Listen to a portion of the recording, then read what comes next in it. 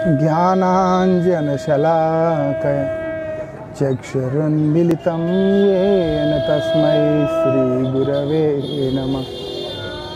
नमः ॐ विष्णुपादाय श्रीगौरप्रियमूर्तये श्रीमते भक्तिवल्लभा तीर्थगोस्वामिने नमः। यतीन्द्रियनमस्तुभ्यं गौरकृष्णप्रियात्मने रूपानुगगति ज्ञाय गुरुदेवाय ते नमः। पतित पावन परम करुणामय परमाराध्यतम शिल गुरुदेव नित्य लीला प्रविष्टोम विष्णुपाद श्री श्रीमद भक्ति वल्लभ तीर्थ गोस्वामी महाराज जी के श्रीपाद पद्म में असंख्य कोटि साष्टांग दंडवत प्रणाम करते हुए उनकी अहेतु की कृपा प्रार्थना करता हूँ। पिछले परमाराध्य श्री गुरु महाराज जी की असीम कृपा से हम लोगों को ये सौभाग्य प्राप्त हुआ कि आज श्री राधा कुंड के पावन संगम स्थान में बैठकर भागवत चर्चा को हम कर सकें। ये पुरुषोत्तम मास के अंदर विशेष रूप से जो हमारे करणीय साधन है, जो कि हमारे पूर्व आचार्यों के द्वारा प्रवर्तित विधि, वो ब्रह्मा जी का स्तवन का पाठ। वैसे तो ये मध्याह्न लीला क्षेत्र है, यहाँ पर श्री राधा कृष्ण का मध्याह्न लीला चलता है। कुसुम सरोवर में सुंदर सुंदर पुष्प चयन करके कुसुम वन से श्री राधा जी श्री कृष्ण से मिलने के लिए यही परम पवित्र कुंड पे आती है। यही राधा कृष्ण का मध्याह्न काल में मिलन होता है।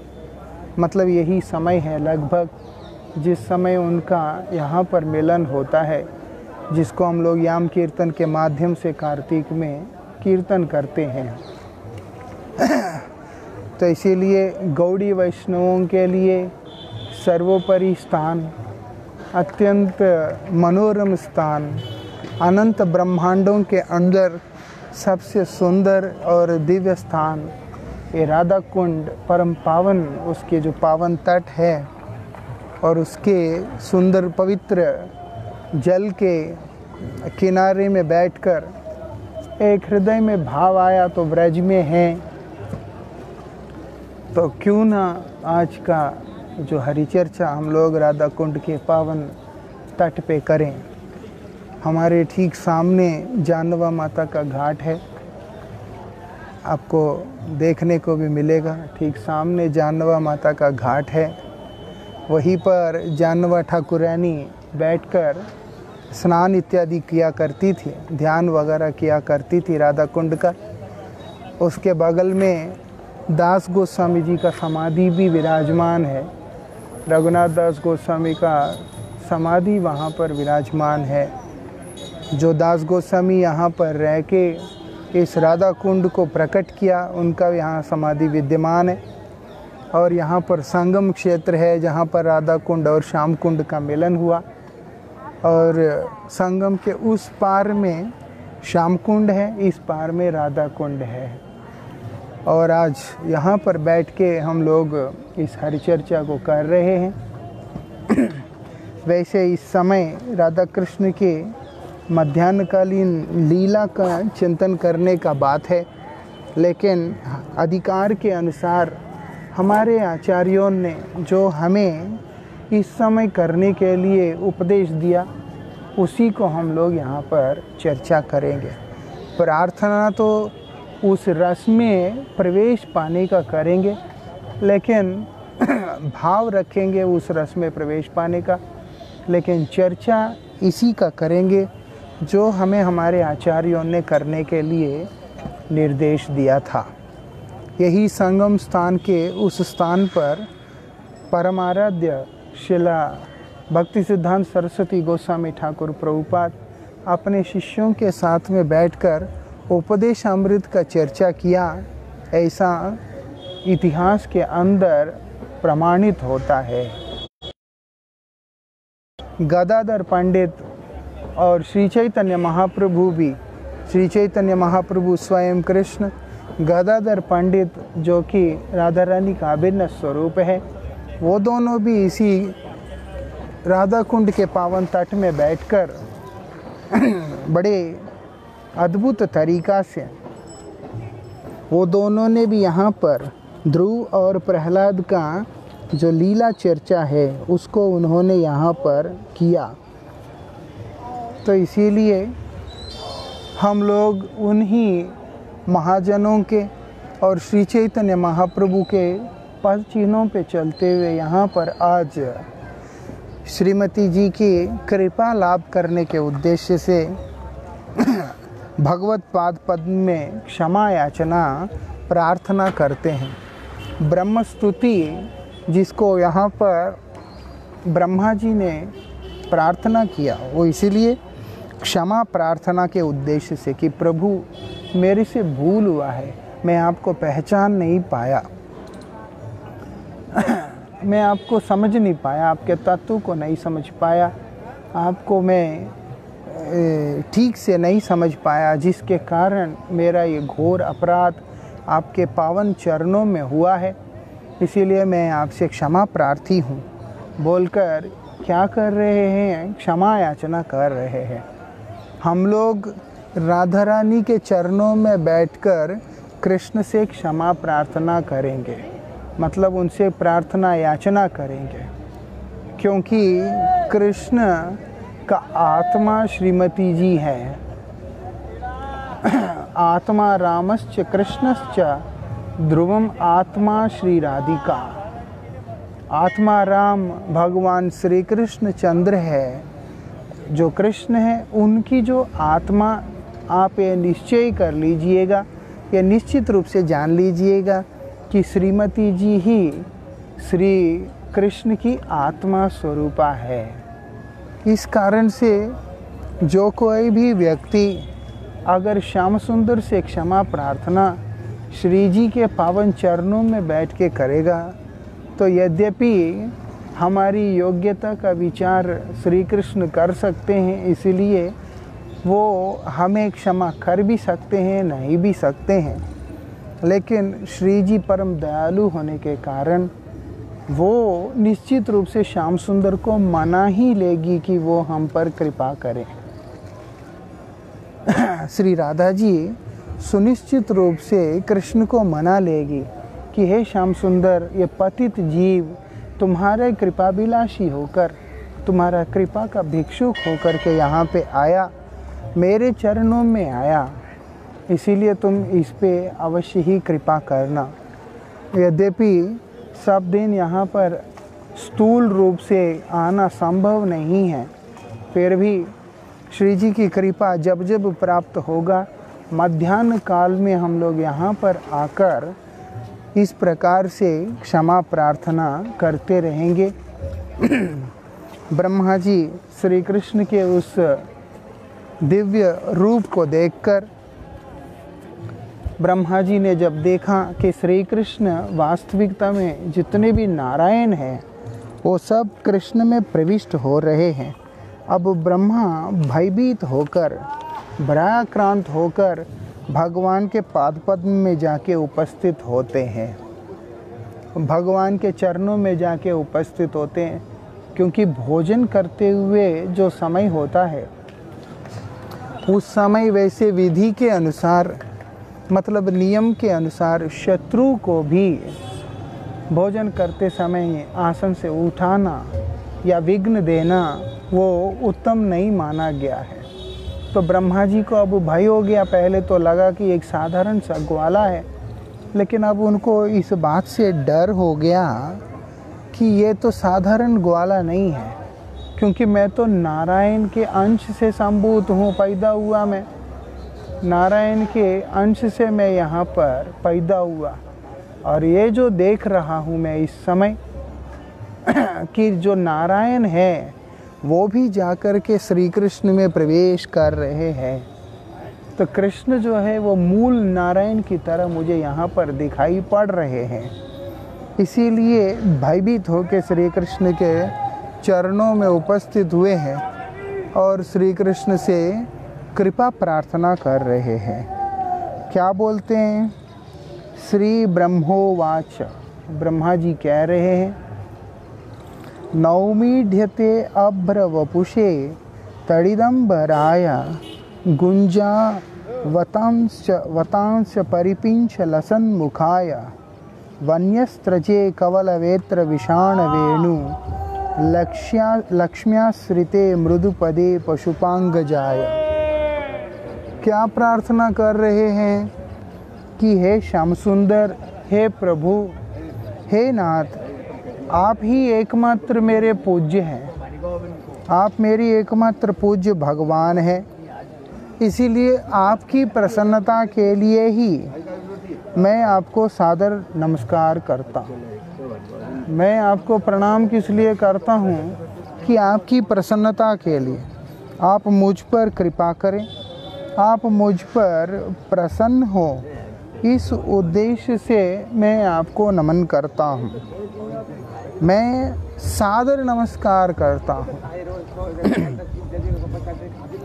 और इतना ही नहीं, आपका स्तुति भी करता हूँ, आपका स्तवन कर रहा हूँ। आप कौन हैं? हे ग्वाल नरेश के पुत्र, मतलब कौन है? हे नंद नंदन, आप नंद महाराज के संतान हैं। आपके जो दिव्य कलेवर है शरीर, वो कैसा है? नए नए बादलों के द्वारा समान नीला और गहरा है। इसीलिए जयदेव गोस्वामी ने भी अपनी स्तुति में बताया, क्या बोलते हैं? अभिनव जलधर सुंदर ये, मतलब नए नए पानी इकट्ठा होकर समुद्र के अंदर से भाष्प बनकर जो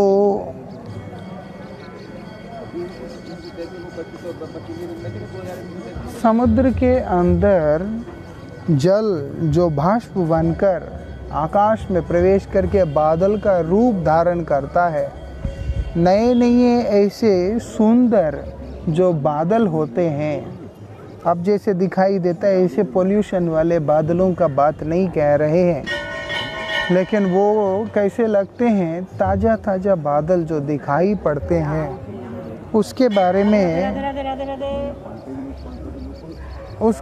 में यहाँ पर बतला रहे हैं।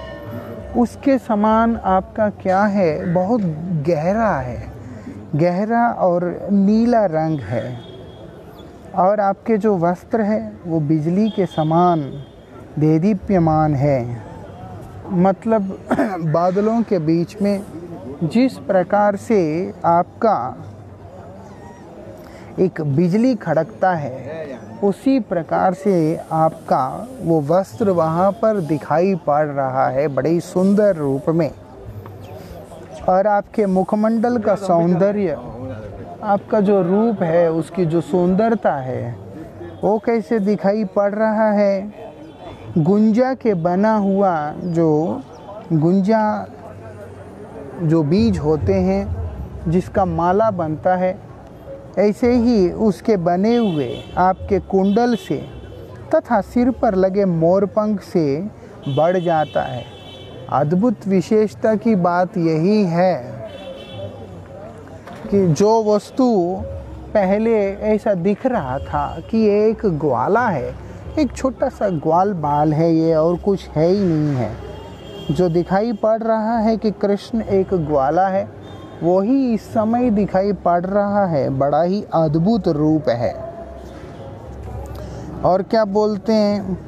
अनेक वन फूल तथा पत्तियों की माला पहने तथा चराने की छड़ी जो लकोटी आपने धारण कर रखा, श्रृंग और वंशी से सज्जित आप अपने हाथ में जो भोजन का कोर लिए हुए सुंदर रीति से खड़े हुए हैं। पहले दिखाई पड़ रहा है कि उल्टे हाथ में भोजन लेके आप खड़े हैं। बड़ा विचित्र सा लग रहा है देखने में अच्छा नहीं लग रहा है कि आप उल्टे हाथ में भोजन लेके खड़े हैं, आप उसको खा रहे हैं, उंगलियों से चाट रहे हैं, इस तरीक़ा से दिखाई दे रहा है। लेकिन जब भगवान अपना स्वरूप दर्शन कराया कि तुम मुझे क्या समझ रहे हो कि एक साधारण सा ग्वाला, मैं तुम्हें एक ग्वाला की तरह दिखाई दे रहा, वास्तविकता में ब्रह्मा तुम इस चीज़ को नहीं पहचान पाया, तुम इस चीज़ को नहीं समझ पाया कि वास्तविकता में मैं ग्वाला नहीं हूँ, मैं अनंत ब्रह्मांडों का मालिक हूँ, अनंत ब्रह्मांडों का भोक्ता हूँ, प्रभु हूँ, स्वामी हूँ, सब कुछ हूँ। इसीलिए तुम्हें मैं विश्वास दिलाना चाहता हूँ कि तुम्हें ये बात बतलाना चाहता हूँ कि मैं कौन हूँ। इसीलिए उन्होंने क्या किया, जितने भी असंख्य नारायण का जो रूप है, उन्होंने क्या किया, अपने ही अंदर से, अपने श्रीअंग में से असंख्य रूपों को प्रकाशित किया। यही वहाँ की विशेषता है, असंख्य रूपों को उन्होंने वहाँ पर प्रकाशित किया। आज वो ब्रह्मा इसीलिए कृष्ण का दिव्य रूप को देखकर विस्मृत हो उठा, आश्चर्यचकित हो उठा और दर्शन कर रहा है उनकी ये सुंदरता को। आज उनका ग्वाल वेश बड़ा सुंदर लग रहा है, बड़ा प्रिय लग रहा है। पिछले अध्याय में ब्रह्मांड के सृष्टा ब्रह्मा ने भगवान कृष्ण के ग्वाल मित्र तथा उनके बछड़ों को चुराकर उनकी परीक्षा लेनी चाहिए। उन्होंने क्या किया, उनका परीक्षा लेने का इच्छा किया। उन्होंने सोचा कि मैं कृष्ण का परीक्षा लूं, देखूं कि ये कौन है। और ये परीक्षा का जो क्रम है वो पूरा 1 वर्ष चला। इसीलिए सखा लोग जिस समय उस निद्रा से निकलकर, क्योंकि ब्रह्मा जी ने वापस उन्हें कृष्ण के सम्मुख में छोड़ा, उस समय वो लोग उस निद्रा से मुक्त होकर जब जागे, तब वो लोग वापस जाकर गोकुल में बोलने लगे कि कल ही श्री कृष्ण ने अगासुर का वध किया था। क्योंकि उन्हें ये नहीं पता चला, उनके जीवन के अंदर संपूर्ण 1 वर्ष उनका सुमेरु पर्वत की गुफा में शयन करते हुए व्यतीत हो गया था। और जब वहाँ जाके देखते हैं, अगासुर का कोई हिस्सा ही दिखाई नहीं देता है। ऐसी स्थिति वहाँ पर बना हुआ है। तो इसीलिए ब्रह्मा ने क्या किया, उनके सखाओं को और जितने भी बछड़े हैं उन सबको उन्होंने वहाँ पर हरण कर लिया था, चोरी कर लिया था। किंतु जब श्री कृष्ण ने रंच भर अपनी योग शक्ति प्रदर्शन की तो ब्रह्मा जी पूर्णतः मोहित हो गए। अब वे अत्यंत विनय और भक्ति भाव से उन्हें सादर नमस्कार करके उनकी स्तुति करने लगे। भगवान ने जब दिखाया ब्रह्मा को अपना ऐश्वर्य, ये भगवान का ऐश्वर्य है और भगवान की अनंत शक्तियों में से जो उनकी शक्तियाँ हैं वो उसी समय तत्क्षण सक्रिय हो जाते हैं, वो बड़े एक्टिव हो जाते हैं। क्योंकि वो लोगों को भगवान का वैभव प्रकाशित करना होता है। इसी कारण से जैसे ही वो लोग देखते हैं कि भगवान का इस समय ये वाला ऐश्वर्य प्रकाशित करने की आवश्यकता है, वो उसी समय सेवा में उपस्थित होके उसके सामने उनका ऐश्वर्य को प्रकाशित कर देते हैं। इसीलिए भगवान का इच्छा कि ब्रह्मा के ऊपर कृपा करना है, तो भगवान की जो शक्तियाँ वो वहाँ पर क्रियान्वित होकर क्या कर रही हैं, भगवान का ऐश्वर्य प्रदर्शित किया।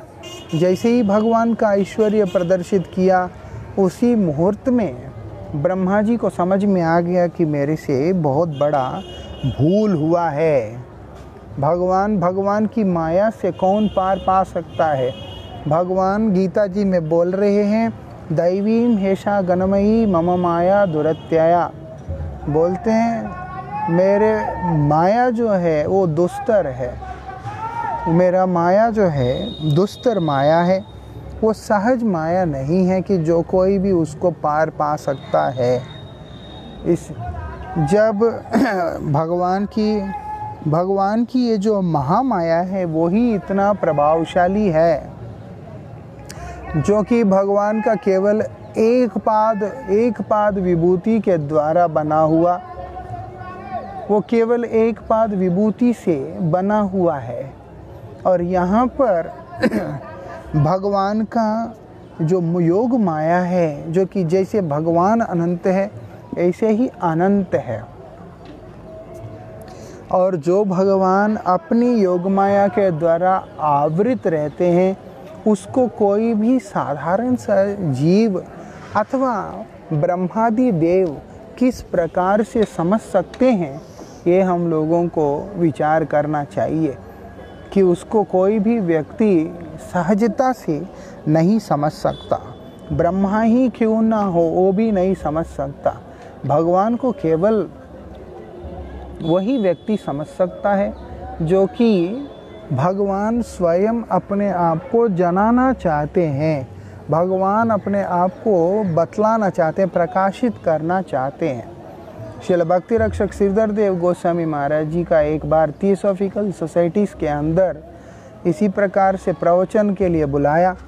उनको समय दिया था 10 मिनट, और वो वही बोलते रहे कि भगवान को कोई भी समझ ही नहीं सकता। 10 मिनट के बाद बोलते हैं हो गया मेरा समय। वो लोग बोलते भगवान को समझ नहीं सकता बोलते हैं हाँ, और 10 मिनट में उन्होंने अपना प्रवचन को विश्राम दे दिया। इससे वो लोग बोलते हैं आगे क्या है। श्रीधर गोस्वामी महाराज बोलते हैं आपने जो समय हमें दिया उसमें से तो इतना ही बोल पाए। बोलते अगर भगवान को समझ ही नहीं सकते तो आपने ये वेश क्यों धारण किया, गृह त्याग क्यों किया। तो श्रीधर गोस्वामी महाराज जी बोलते हैं भगवान को समझा भी जा सकता है। वो लोग चकित हो गए, बोलते 1 मिनट पहले आपने बोला कि आप जो है भगवान को नहीं समझ सकता कोई व्यक्ति, अगले ही पल आप कह रहे हैं कि भगवान को समझा जा सकता है। बोलते हैं आप साधु नहीं वकील की तरह बात कर रहे हैं। तब श्रीधर गोसाई महाराज ने बोला जो समय हमें प्राप्त हुआ उसमें से तो इतना ही बोला जा सकता है। तो वो लोगों ने और श्रीधर गोसाई महाराज जी को जिस समय दिया, तब श्रीधर गोसाई महाराज जी ने इसी बात को वहाँ रखा। भगवान सर्वशक्तिमान है और भगवान पूर्ण स्वतंत्र है। भगवान पूर्ण स्वतंत्र है। भगवान सर्वशक्तिमान होने के कारण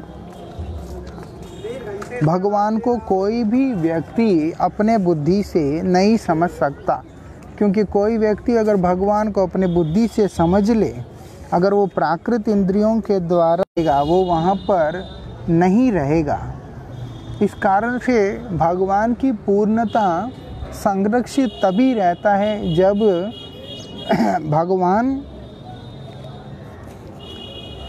भगवान को कोई भी अपने बुद्धि से समझ नहीं पाता।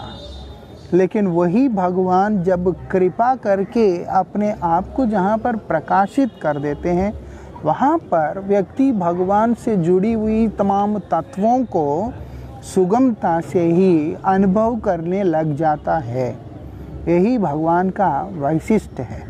आज जो ब्रह्मा जी है यहाँ पर, पहले भगवान को नहीं समझ पा रहे हैं। भगवान को एक ग्वाला की तरह देख रहे हैं, एक सखा की तरह देख रहे हैं, एक नंद महाराज का पुत्र, एक व्रज का ग्वाला के रूप में दर्शन कर रहे हैं। लेकिन आश्चर्य तब हुआ जब उन्होंने देखा कि इन ब्रह्मा जी के जो परमाराध्य नारायण है वो भी इस ग्वाले का एक अंश मात्र है। तब उनको आश्चर्य हुआ, विस्मय हुआ। जब विस्मय हुआ तब उन्होंने हरिपाद पद्म में भय से शरणागत हुए, उन्होंने आश्रय लिया। जब आश्रय लिया तब भगवान ने अपने ऐश्वर्य को वहाँ पर प्रकाशित किया। जब भगवान ने प्रकाशित किया तो ब्रह्मा उसी रूप का अभी महिमा कीर्तन करना आरंभ किया। उसी चीज का वो यहाँ पर महिमा कीर्तन करना ब्रह्मा जी ने आरंभ किया। क्या बोल रहे हैं ब्रह्मा जी कि हे प्रभु, आपके हाथ में रखा हुआ भोजन जो आप खाने के लिए लेकर के खड़े हैं वो देखने में इतना अद्भुत लग रहा है, बड़ा ही अद्भुत लग रहा है। और इसके अलावा आपका ये जो पीतांबर है, आपका ये सुंदर वनफूलों की माला इत्यादि जो आपने गले में धारण किया, जहाँ प्रभुत्व दिखाई देता है, जहाँ प्रभुता दिखाई देता है, उसके बाद वहाँ पर कोई भी ऐश्वर्य काम नहीं करता। बड़ा व्यक्ति बड़ा ही होता है, वो चाहे कितना भी सादा क्यों ना हो, वो किसी भी प्रकार के आडंबरों को दिखाकर ये जतलाने का ज़रूरत नहीं होता कि वो व्यक्ति बड़ा है। ये विशेषता है। और दूसरा, भगवान ऐश्वर्य प्रेमी नहीं है, भगवान माधुर्य प्रेमी है। भगवान को माधुर्य अच्छा लगता है, माधुर्य का आस्वादन करते हैं स्वयं। इसीलिए क्योंकि उनकी जो आत्मस्वरूपा श्रीमती राधिका जी है, उनको भी ऐश्वर्य नहीं अच्छा लगता है। वैसे श्री राधा जी स्वयं कुरुक्षेत्र के अंदर श्याम सुंदर के सामने उपस्थित होकर के कह रही कि हे श्याम सुंदर, वैसे तो मैं वही राधिका हूँ और तुम भी वही श्याम सुंदर हो, और हम दोनों के मध्य में जो प्रेम है वो भी वही है। लेकिन यहाँ मैं क्या देख रहा हूँ, सैन्य सामंतों को देख रहा हूँ। यहाँ मैं आपके अनुचरों, असंख्य अनुचरों को देख रहा हूँ जो कि गौरव भाव से, ऐश्वर्य भाव से आपके प्रति शरणागत दिखाई पड़ रहे हैं। मैं वो सब यहाँ पर देख रहा हूँ। यहाँ पर बड़े बड़े इमारत आदि देख रहा हूँ। यहाँ पर मैं तो कुंज नहीं देख पा रही हूँ। यहाँ पर मैं वो कुंज को नहीं देख पा रही हूँ, वन को नहीं देख पा रही हूँ। यहाँ पर मैं क्या देख रही हूँ, जनारण्य देख रही हूँ। यहाँ पर एकांत भी नहीं है। यहाँ पर वो माधुर्य का अनुभूति मुझे हो ही नहीं रहा है। कहने का मतलब हमें बतलाने के लिए, आश्रित जनों को बतलाने के लिए कि किस प्रकार का लीला श्री राधा माधव जी पसंद किया करते हैं, किस प्रकार की लीला उनको अच्छा लगता है। यही उसका वैशिष्ट्य है। चिंतामणिमय धाम होने के बाद भी अनंत ऐश्वर्य उस धाम के अधीन होने के बाद भी स्वयं वो लोग उस दिव्य वनफूलों की मालाओं के द्वारा अलंकृत मोर पंख को धारण किए हुए ग्वाल का रूप में ही श्याम सुंदर को देखकर सखियां, सखा इत्यादि आनंदित होते रहते हैं।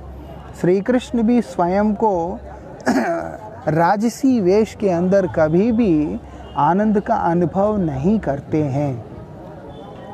और यही बात यहाँ पर ब्रह्मा जी को भी बतला रहे हैं कि देखो ब्रह्मा, वास्तविकता में मैं आनंद को अनुभव करने के लिए, भक्तों के साथ विलास करने के लिए, प्रेम को अभिव्यक्त करने के लिए ही इस रूप को धारण करके बैठा हूँ, ना कि मुझे किसी भी प्रकार का आडंबरों को दिखाकर, किसी प्रकार का ऐश्वर्य को दिखाकर अपनी भगवत्ता को प्रकाशित करना है। इस श्लोक में केवल शब्द कृष्ण द्वारा बाएं हाथ में चावल तथा दही के कौर के सूचक है। कवल शब्द का अर्थ यहाँ पर क्या बोल रहे हैं? कवल शब्द का तात्पर्य यही है कि आपके बाएं हाथ में आपने चावल ले रखा है, वो भी दही चावल। भगवान श्री कृष्ण दूध चावल दही चावल इत्यादि बहुत पसंद करते हैं, क्योंकि उनके मधुर अधर होने के कारण, सुकोमल और उसके बाद अत्यंत मधुर होने के कारण वो कोई भी इस तरह की चीज़ों को ग्रहण नहीं करते हैं। बड़े ही सादा भोजन को लेते हैं और उसी में उनको, क्योंकि उनका हर भोजन उनको गौ माता का ग्वाल होने के कारण, इसीलिए घी चावल इत्यादि खाना, घी रोटी इत्यादि खाना, दही चावल दूध चावल आदि चीज़ों का सेवन वगैरह करना, कृष्ण उसी को अधिक पसंद किया करते हैं। इसीलिए बड़े अद्भुत सुगंधित दही को चावल के साथ मिलाकर सखा लोग भोजन कर रहे हैं और वही श्री कृष्ण के हाथ में भी है। सनातन गोस्वामी के अनुसार श्री कृष्ण अपने हाथ में गाय चराने वाली छड़ी लिए थे और बाईं कांख में श्रृंग दबाए हैं। उनके पास सींगा रहता है बजाने वाला, इसके अलावा गाय को चराने वाला छेड़ी भी उनके पास में है। तो छेड़ी को पास में रखा, वो जो बजाने वाला सींगा है उसको उन्होंने बगल में दबा करके रखा हुआ है और उनका बंसी जो है वो भी यहाँ पर लगा हुआ है, कमर के बगल में लगा हुआ है। सब कुछ उन्होंने कमर में इधर उधर लटका करके रखा हुआ है। यद्यपि ब्रह्मा ने भगवान के असंख्य चतुर्भुज रूप देखे थे, किंतु अब उन्होंने द्विभुज कृष्ण के चरण कमलों में अपने आप को समर्पित कर दिया। ब्रह्मा जी हैं, इसीलिए असंख्य रूप को दर्शन किया, अलग अलग स्थान पे अलग अलग लीलाओं में भगवान के अलग अलग रूपों को उन्होंने दर्शन किया, असंख्य रूपों का दर्शन किया, जैसे नरसिंह, वराह, वामन, कूर्म इत्यादि अनेक अवतारों को, अनेक लीलाओं को दर्शन किया उन्होंने, ऐसा नहीं कि नहीं किया। लेकिन ये द्विभुज रूप, दो हाथ वाला रूप और ग्वाला का रूप, जो उनका ये अद्भुत रूप है, उसको उन्होंने पहली बार दर्शन किया। इससे पहले जो उन्होंने दर्शन किया वो सब में यही देखा कि भगवान जो है प्रकट होते हैं, उनके अपने कोई माता पिता की तरह कुछ प्रकाशित नहीं होता। जैसे अभी भगवान नरसिंह देव स्तंभ से प्रकट हुए, वराह देव ब्रह्मा के नासिका से प्रकट हुए हैं, इसी प्रकार से अलग अलग रूपों में वो प्रकट हुए हैं। लेकिन जैसे ध्रुव महाराज के आगे नारायण रूप से प्रकट हुए हैं, ऐसे कई रूपों में प्रकट हुए हैं भगवान, वो सब उन्होंने दर्शन किया। लेकिन वो सब में चतुर्भुज रूप है, नहीं तो विराट रूप है। लेकिन यहाँ पर बड़ा आश्चर्य हो रहा है उनको देखकर कि श्याम सुंदर का ऐसा दिव्य रूप, और वो भी कभी उनकी कल्पना से परे है, और वो भी नंद महाराज के पुत्र के रूप में वो प्रकट हुए हैं। इस लीला को दर्शन करके ब्रह्मा आनंद में विभोर हो रहे हैं और भगवान से कृपा प्रार्थना कर रहे हैं।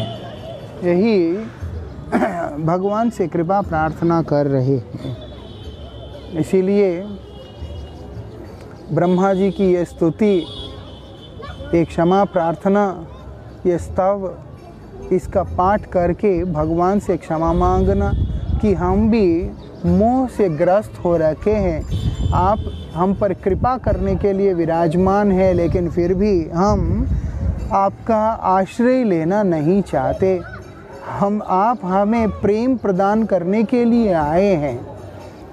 श्री कृष्ण लीला पुरुषोत्तम प्रेम प्रदान करने के लिए ही विभिन्न प्रकार की लीलाओं को प्रकट किया।